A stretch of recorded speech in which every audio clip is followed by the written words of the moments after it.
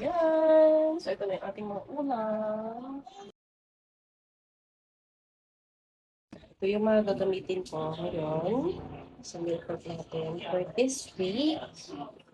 Yeah. So, ito yung mga ulam na niluto ko last week for my meal prep. And then this week, ito naman. So, meron tayong 1, 2, 3, 4, 5, 6. So, meron tayong garlic butter chicken. Kung taan dito, this, gulay. Ito po yun lang yan. Meron po yung chicken barbecue, chicken sisig, piniling ati, at saka pork caldereta. Meron pa pala dito isa na yung nilaga. Pork nilaga. 1:20 na lang hapon. Tignan natin kung matatapos natin ito lahat. Kung hindi, okay na naman. Pwede ka naman bukas. So, before lahat, kailangan muna natin prepare yung mga gulay. Gulay muna and yung spices. Kasi sobrang importante. Ito gamitin ko daw itong ating napaka-user-friendly, napaka-malaking pakinabang na food processor ng Kaisa Villa para mas madaling iluto natin mga sangkap natin. Pero bago yun, papakuluan ko muna yung mga baboy para mamaya mas madali na lang sila iluto. Ipa-pressure cooker ko. And habang naka-pressure cooker yung mga baboy, and pinipipare yung mga gulay, ibabalik ko muna sa ref yung mga karne para hindi sila masira.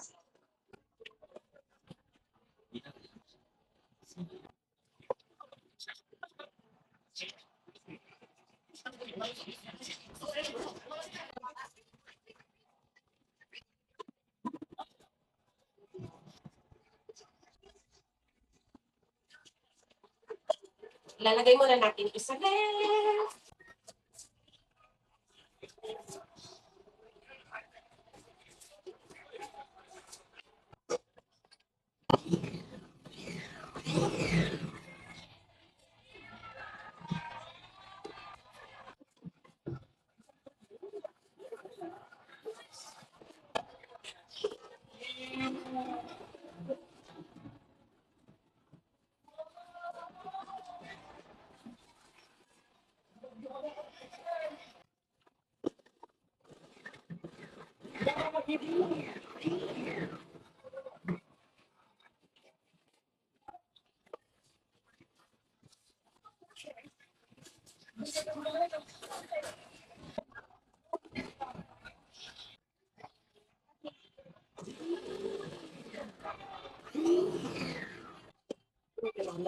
Makapin.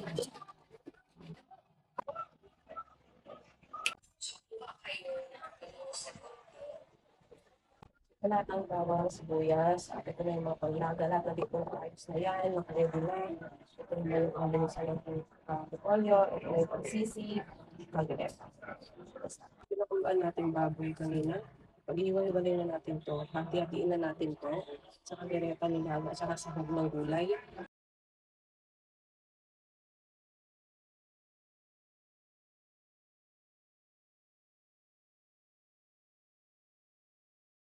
Saka muna natin yan. Wala ko isa pressure. Medyo lang dito sa bakto. Pero mas masarap kapag mas marami yung mas spices mo hindi. Yung asin. Okay, asin lang. Soy sauce. Sa soy sauce siguro yung mga chicken barbecue nito.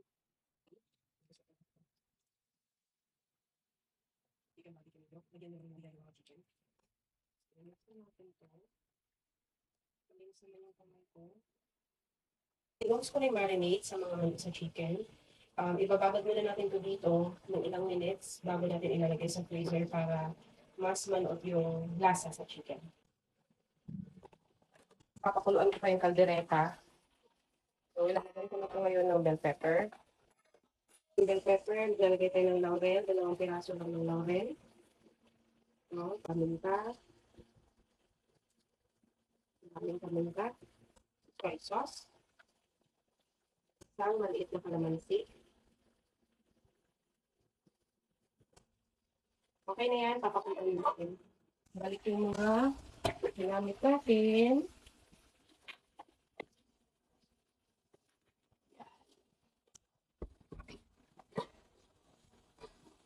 So, dalawa na yung pinapakuluan natin, kaldereta at saka yung nilaga. Itong kaldereta, pinapakuluan ko lang, pero mamaya igigisa ko pa to. Itong nilaga, yan na yan. Papalambutin ko lang mabuti yung baboy sa ilalagay yung mga sangkap na gulay. Dito na tayo. Pwede natin ilagay sa freezer itong chicken barbecue. At ng mga freezer meals dito sa baba, yung mga hindi luto, dito ko sila ilalagay sa baba. Ganyan muna. Tapos lahat naman ng mga meal prep, yung mga luto dito sa taas. Mag-ano na ako ngayon ng burger patty, yung giniling. Meron ako dito ang kalahating kilong giniling, pero hindi ko yung ubos. Kukuha lang ako ng sapat na burger patty or bola. Yan, okay na yan. So, meron tayong tirang konti dito. Sasab natin sa repolyo. Tapos ito, may itlog tayo dito, isang piraso. Paminta, asin,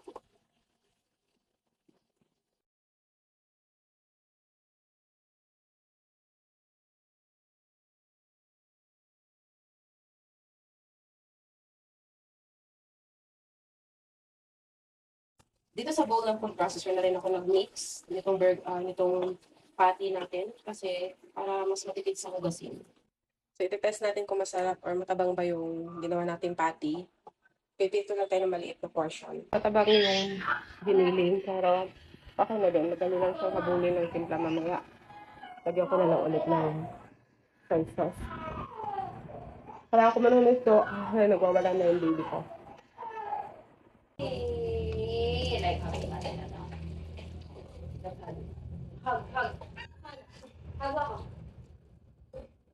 Ilaga natin sa bigyan ng bawang. Magkara na sibuyas.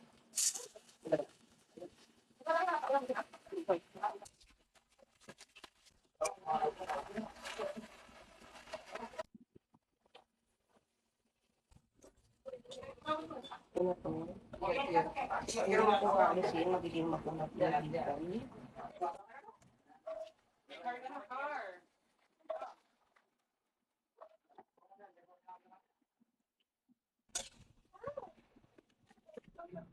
Max,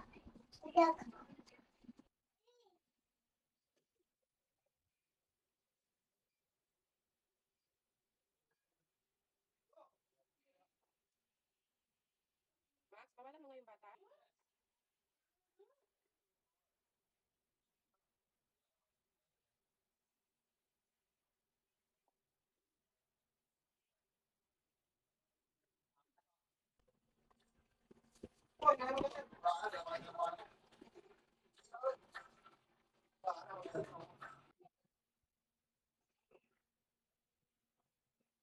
Natin ang pag-chili paste.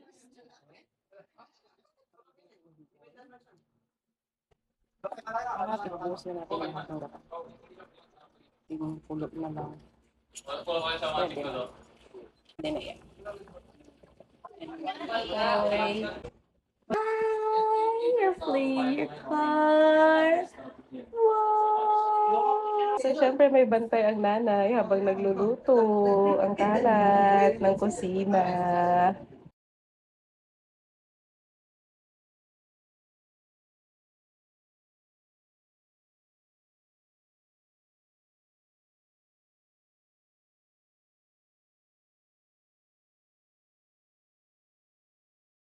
Sunod na natin yung giniling patty.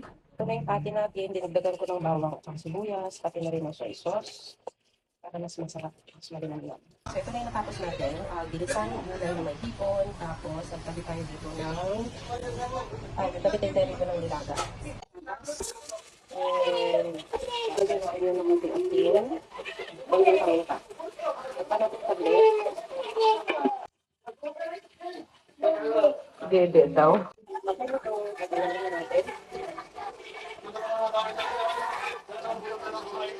Ang bawang, sibuyas.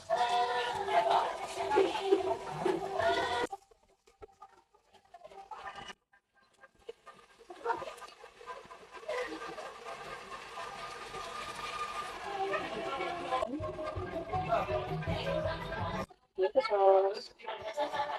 Sugar. Soy sauce. Is yun. Isa. Yung mga kamatis. Potato and carrots. Kasi minix na natin ito.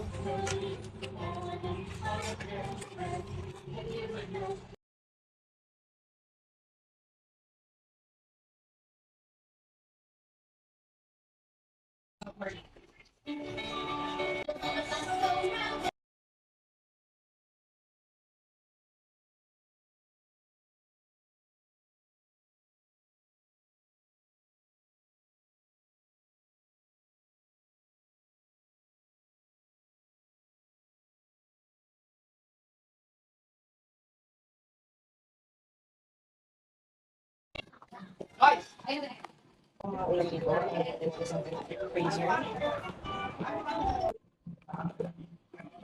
Chicken natin para pang sisig. So, titimplahan ko lang siya ng konting asin. And then, pepper, syempre.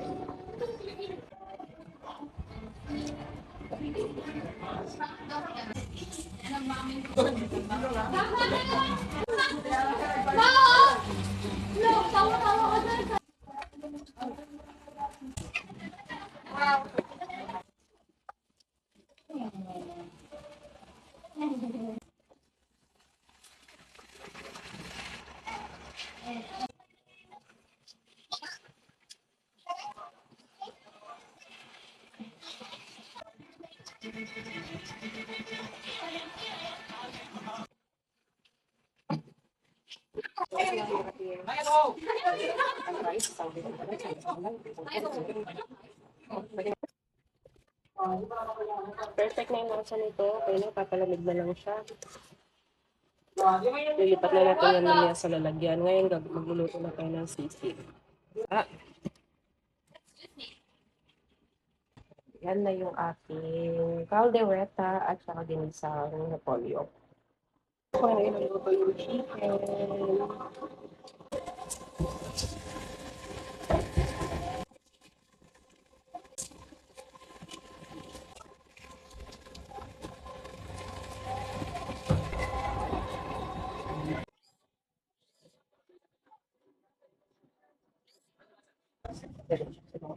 Lagyan sibuyas.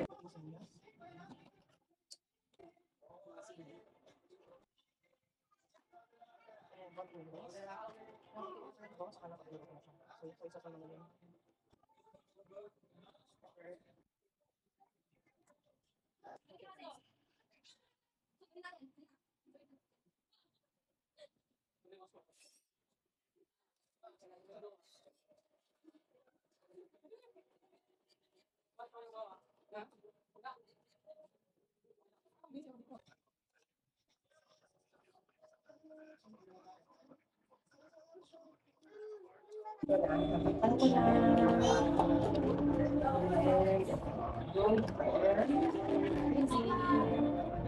Sama natin itong sayang ito ang balasa natin.